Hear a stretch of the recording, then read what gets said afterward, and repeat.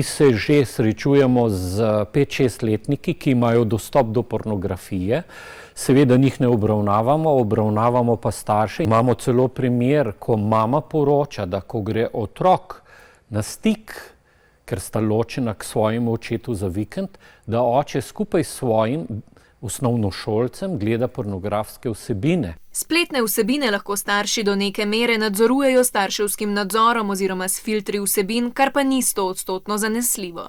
Če nekdo od staršev namensko spremlja spletno pornografijo ali pa obiskuje mogoče trgovine z spolnimi pripomočki, lahko že skozi to dobijo neke oglase, se začnejo prikazovati neki oglasi, ki so za, 6-7-letnika popolnoma neprimerni.